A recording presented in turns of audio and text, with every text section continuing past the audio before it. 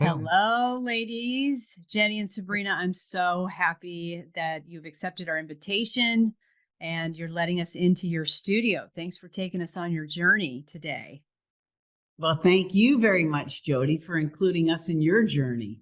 Oh, absolutely. I adore you too. And as I was thinking about your work, most recently I found a quote and I wanted to read it to you because I think this is how I relate myself to your work. And I'm hoping it will give others a position to step into your work as well.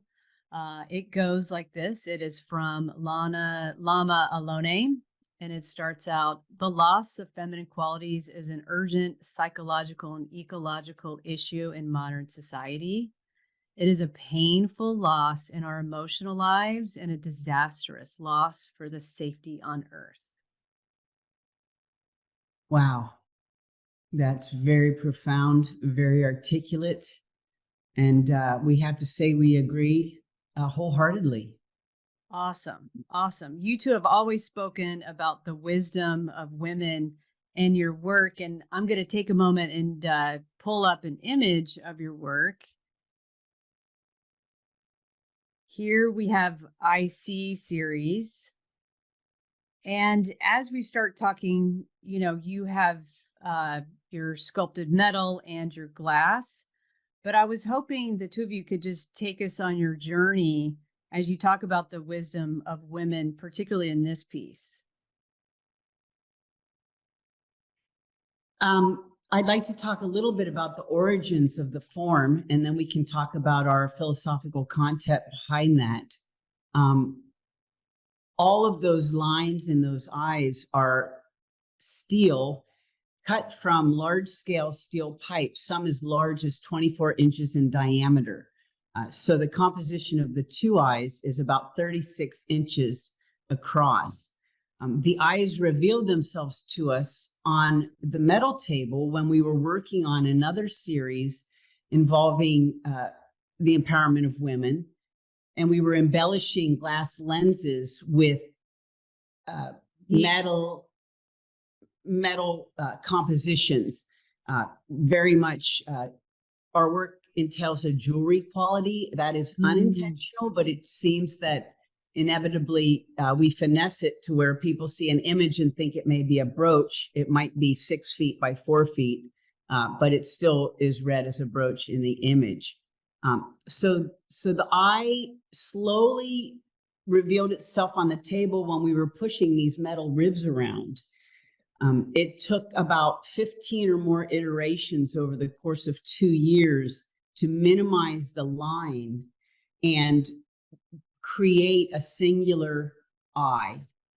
The intent was, with all of our work, is we go in wholeheartedly, and as we mature the design, we minimize to where only the minimal amount of lines exist to translate, communicate the emotion or feeling. So that's the origins of the metal, which would not have come into being unless we were doing imagery in glass. Your viewers may not be able to see, but in the lenses of those two eyes, and the pupils are a pair of soaring gannets, birds, which is our nod to the seers. And this work then led to another series, which is called the Witness series. And that has to do with photography and us just recording what's going on around us. Say the fires, the smoke from the fires in Canada that affected Seattle. Maybe, was it 4 years ago the first time that happened? And then also our sunsets, our beautiful skies, our wonderful Olympic Peninsula, just recording what it is we live with today and how it's changed just in our short lifetime. And as the series goes on, hopefully we'll record where it's going, what direction we're taking with the environment. You know, the situation we find ourselves in is a little overwhelming. And as consumers, We try to be mindful of our footprint and be efficient with our use of materials. It's no secret that we work with glass, which is a very big energy consuming material. You can see with these pieces, glass is minimal, but without it, the work would not read. So in our designs, glass tends to lead the design. We try to, like I said, to minimize our footprint, we try to work as efficiently as possible. And we employ glass when we recognize that no other material really can yield the results. I believe you're going to talk about another of our works, The Wheel of Remembering and Forgetting. Yes. We love hot glass's propensity for curvature. We often see designs unfold when we're working in the hot shop. It would be almost impossible to get the grace of these compound curves in another material as efficiently and quickly as we can once we get our chops on in the hot shop. Right. There's definitely some line economy happening. Like you are so minimal yet graceful in this form, particularly, as well as the eyes, as well as I see. Curvature seems to be a common denominator within our more back to the wisdom of women and our great Mother Earth. Curvature and fecundity, baby. Let's bring it. Let's bring it. So in order to discuss the composition that you see here, the Wheel of Remembering and Forgetting, which is almost 3 feet in diameter, Sabrina was going to take us on a journey of how we arrived at our bird form. Let's do it. Okay. Well, for Jenny and I, the heron is a type of talisman. Whenever we have a significant encounter with a heron, it seems we have good luck. We have a good time. They seem to appear at times of great change in our horizons. And joy. So we were working on this form, our interpretation of what a heron would look like in probably 99. And with its long neck. With the long neck going forward. And the heron, if you look at it carefully, well, not even that carefully, there's a compound curve in the neck of the birds. And that was kind of difficult for me to create in the hot shop. I like to let the glass kind of flow the way it wants to, because glass wants to be round and it's curvy and it's got all those elements in it. So we took a journey and we became aware of a bird looking back, which is common throughout indigenous peoples around the world. For instance, Native Americans often will show a raven or a crow looking back. Birds do this all the time. So anyway, we were greatly... Our journey was to Ghana in 2000. Right. And we came upon a symbol. The Adinkra symbols, which is the Akan culture. The Akan culture in Ghana. And it's a collection of different forms that represent language. It isn't a language, but they represent meaning and language. And so this particular form is called Sankofa, and loosely translated, it means if there's something in your past worth remembering, don't be afraid to go back and get it. And we loved that. We absolutely loved that whole idea. And when we got home, we took this heron form that we had been working on, and instead of doing that compounded curve in the front, we just threw the neck back and came out with this form, which we felt was, in its minimalness, conveyed all the elements of glass that we love. It was feminine, it was curvy, and for us it meant going back and thinking about our primordial memory as women and on our place on the planet. So thinking about Well, there have been many, many great women in history. Unfortunately, we don't know a lot about them for obvious reasons, I would say. And our whole intent is to try to bring back these memories of what was in our personal lives, but also the whole global history of women on the planet. So this is just remembering and forgetting, remembering and forgetting. Well, and we believe that the majority of indigenous cultures, our ancestry leading forward, had a much more balanced, egalitarian, if not matrilinear, matriarchal culture, which focused more on cooperation, collaboration, which ultimately was a sustainable lifestyle.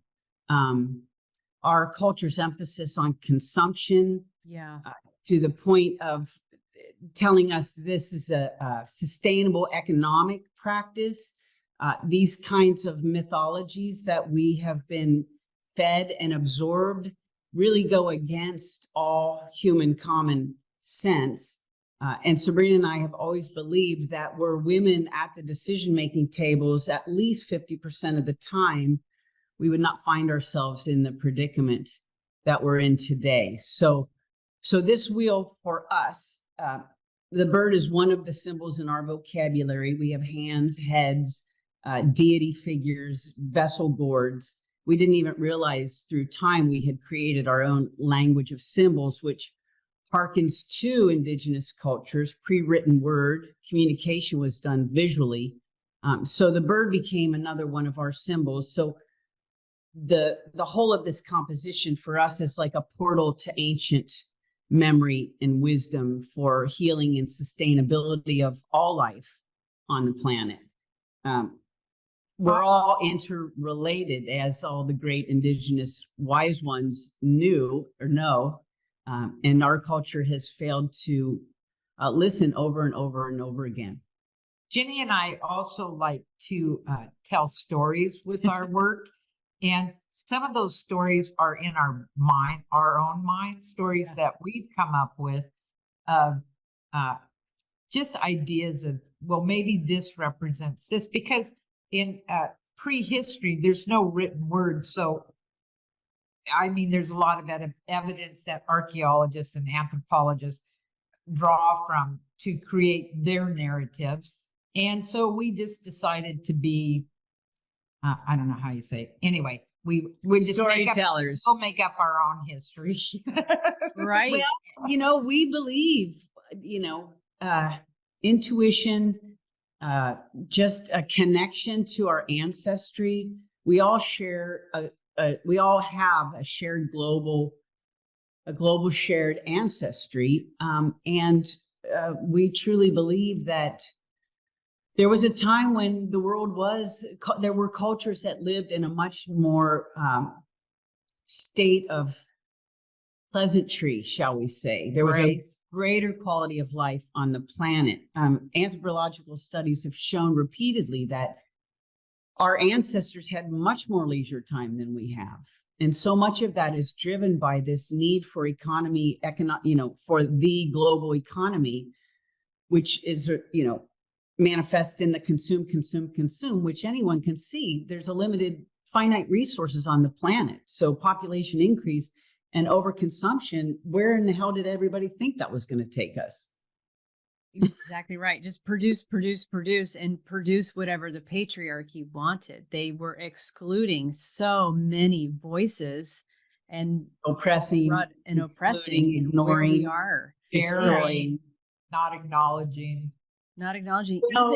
Even the art history group, they just were not recognizing women who were making artwork, and the erasure of women still continues today. They were erasing the voices of trying to erase some of those working in the earth art movements too. So as you two working in the studio glass movement, I'm so happy we can be talking about what you want to be talking about, which is the climate crisis and where we are. Right. Yes, where we are. where we Well, are. So, it's sometimes it's so overwhelming, it's almost paralytic. It's, because to wake up and to be conscious means you're consuming something at some point all the time, every day. But something I found helpful when heavy anxiety Tell me. Yeah. sets in is, to be mindful of what we consume on a daily basis. Yeah. If we can save a cup of water every day, and millions of people save a cup of drinking water every day, that's 1 million cups of drinking water every day, every day. So even if we can't alter our behavior dramatically immediately, Yeah. our awareness of what we consume, are we running water while we brush our teeth, kind of thing, where everybody has access to that kind of mental capacity. And everyone has access to compassion and kindness. I think those are 3 things, mindfulness, compassion, and kindness, that if nothing else, we may not be able to turn things around quickly, but it will improve the quality of life for all of us as we go through the crisis to the best that we Yes. can. Regenerating, I think, is where we are today. We can't go back and make something appear that's missing, but if we help regenerate what's there, I got to tell you, I saw something on Instagram that hit me in a way that it hadn't really ever hit me before.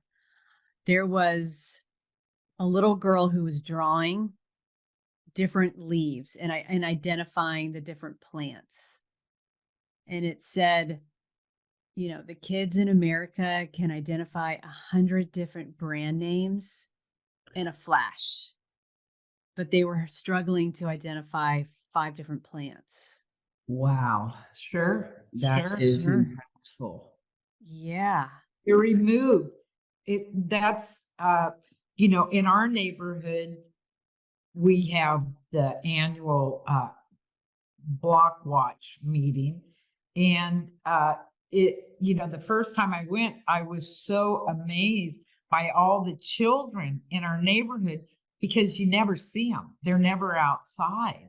And of course I'm from a different generation. So that's all we did was go outside unchaperoned. We were crazy and wild, but you could get away with that stuff in those days, because the fear factor, somebody's going to snatch you off the road, wasn't quite as bad as it is now, but it was still there. But we were just, we were out of doors all the time. And these children that live in our block, I'm like, what do they do all day? Well, I know they're at school for a while, but then, what about after school? So I guess they're just inside on their devices, and they don't identify trees because they're not in trees. They're not in them. Right. And you 2 live in West Seattle, which is a gorgeous part of a major metropolitan city with views of the Olympics for miles. Right. We're so very surprising. fortunate.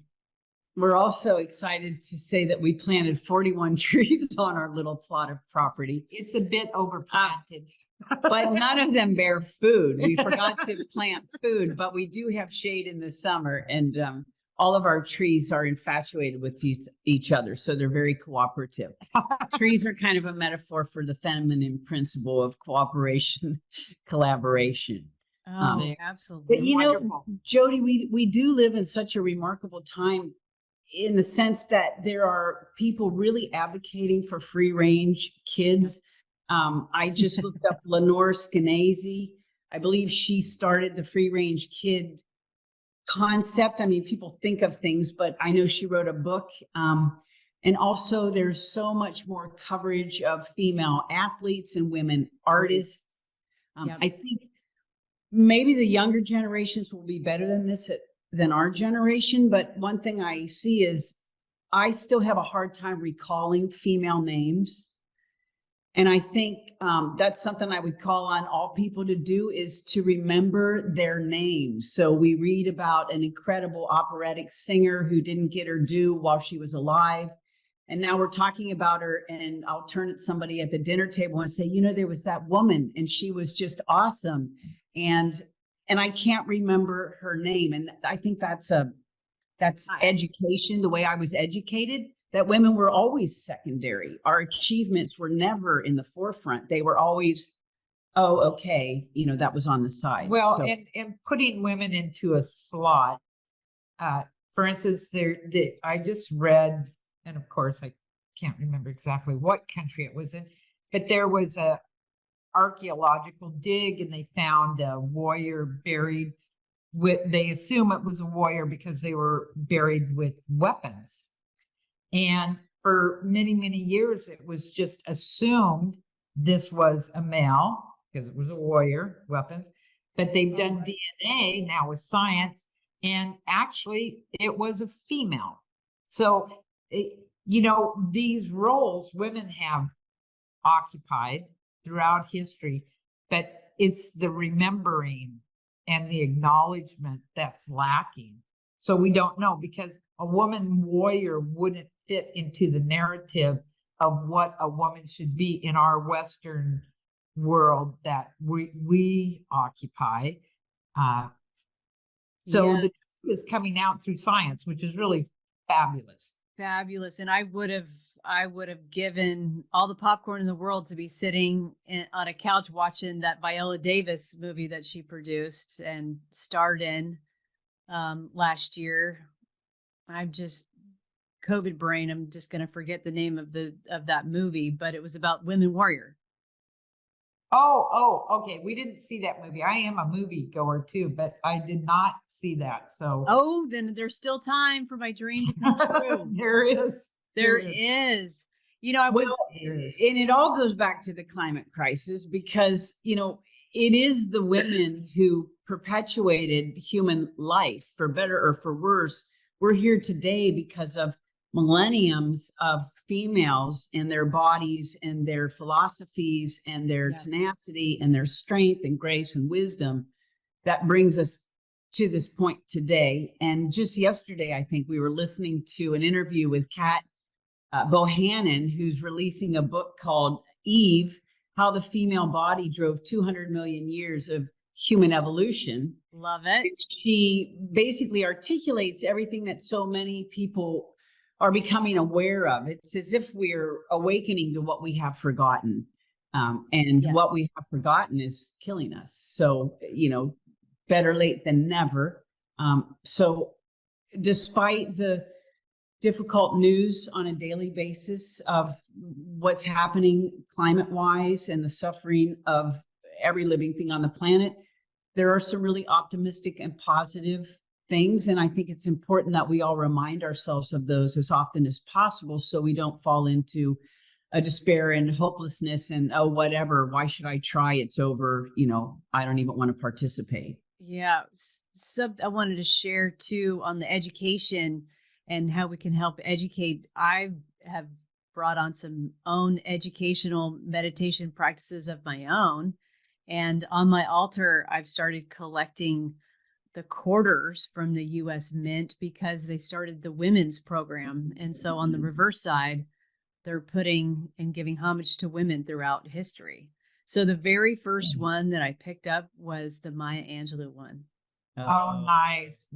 We had the opportunity to see her at a town hall meeting in Seattle, probably 10 years ago now. But we've always appreciated her philosophy, her writings. She's been an inspiration for everyone, really, who is aware of her. Absolutely. And I got to tell you, you two are such a huge inspiration for me. I've always admired your work for the last 20 years that I've been looking at it. But just to give some context, you two started making artwork when women could just start getting credit cards, 1974, 1975. And you two were just living your creative spirit and making it happen in a time when it was really hard. And you chose the medium of glass, which is pretty much got awfully expensive to begin with. And you have to have a ton of equipment to do. I just commend you for keeping that creative spirit alive every single time you got told no, or every single time you got told you can't do that. You just have done it. Here's the thing, Jody. You don't get told no. You just don't get told anything. Oh, I hope Okay. everybody That's hears that's that. more, I think that's more the way it works. You're just not part of the conversation. You're not included for whatever reason. And you can't Because you were secondary. We you were always secondary. but you can't internalize that uh because it will crush your spirit or Lead to despair and helplessness. yeah. Yes. So you just Yeah. go It just through never life helped like kind anyone. of la la la. Right. Well, Here your we go. your It really voice helps that matters. we had And each I've other. pardon? It really helped that we had each other Yes. because it seemed like we were able to offset each other's moments of despair and helplessness. So if one of us was feeling, left out or overlooked or, exhausted, the other one Yes. seemed to be the buoy to keep it going. So, highly advocate for, collaborative lifestyles, much less artwork, truly collaborative, fully Yeah. supportive to help each other evolve to the best we're supposed to be in this one lifetime we get.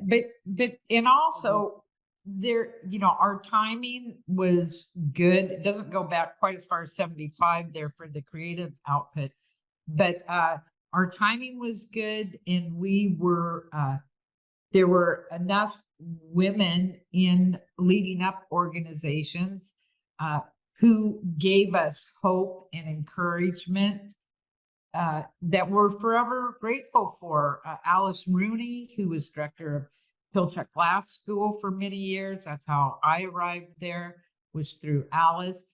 And she was always very encouraging. She was very truthful, which was sometimes painful, but she was honest, and not in a cruel way, but in a positive critique type of way. And there have been other women in positions where they have reached out and lent a rope to climb up on, or so that has to be acknowledged. And then also the wonderful female artists working in glass specifically who came before us, Yeah. which was always gives you hope in your endeavors. We've never sat around and complained about how unjust are those issues. We've never done that. We just have an idea and we're like, well, why can't we? Why can't we do it? And then we go forward and you do what you can do, and you do it for as long as you can until you decide that you don't want to do it anymore for whatever reasons, and that's also valid. Mhm. I think people can get burnout or tired of swimming upstream. And that's fine to say, hey, okay, let's take a break here and let's not even think about that. Let's just keep pushing forward and see what happens. Exactly right. So If you don't push forward, you don't know where that edge is. So Ooh. and it's also, I think it's good to not get too deep into the ideas that other people have put out there before you that say you have to stay in this lane, or this is what's expected, or this is what you're going to be able to do because these are your limitations. We all have limitations, and we all have great potential as well. So it's in the mind. yeah. You have to have the mindset first and foremost. But for us, I think it was, for me personally, on my end of it, I just love the material of glass. And because I love the way it moves. And it's kind of magic, alchemy, that there's this material that's hot and soft and, malleable and works really well with gravity. And then can come out and it's like this hard, strong, almost sometimes brittle substance. So going from this soft flowing to this hard, rigid, but to be able to maintain going from the hot flowing, which is the most beautiful glass will ever be, right? To have that somehow transfer to the cold stillness of glass. have that fluidity transfer over into the cold stage is a goal of ours, I would say. What do you think about that? Yeah, to maintain the sensuality once it's no longer in its malleable form. Yeah. So I do love the material. It's and Jenny and I have been working with it for a really long time now, and we still haven't mastered it. It's a skill. So it's like anything, the more you do it, the better you get, and you concentrate on particular forms. Yeah, and you've changed your forms. You've done the Yes, wheels. we have. We changed our whole, from we call our signature work when we first started collaborating together to what we're making now. There is a line through it. If you know us and you know our work well, you can see that line. But if you're a novice coming in and you see the signature work and you see, for instance, the Witness series, I don't know that you would know that we're the same people. We introduced photography. We worked for years to get photography into blown glass. Yes. That was an exceptional journey. We spent thousands of dollars on classes and equipment, trial and error as efficiently as possible in the hot shop. We got residencies to do some experimentation. And so as we pursue our work, we are storytellers, poet, feminist storytellers first and foremost. But our compositions have definitely changed, and we're integrating original imagery and text and figuring out delivery venues for how to bring those elements to the public, and how to create compositional works that are engaging and also have some mystery. Right. We're much less, should I use the word like didactic about what our work means now that we're older?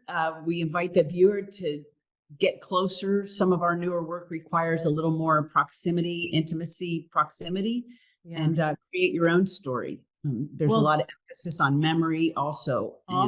I think that's where I come in on your remembering wheel with that heron form. And it brings me to one of my personal experiences I had last week. I was walking to the store. It was a gray day here in Washington, and a blue heron was flying over me so close that it was blowing my hair back. Wow. You had a major heron encounter. Yes. Enviable. I mean, I almost had to stop what I was doing and like go home and record it because I was in such awe of this. Well, yeah, you just had happened. a meeting with that heron. Yes. That's brilliant. Yes. Wow.